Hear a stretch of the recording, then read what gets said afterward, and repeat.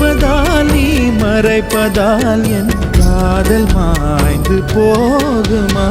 நீயா பேசியது என் அன்பே, நீயா பேசியது, தீயை வீசியது என் அன்பே, தீயை வீசியது.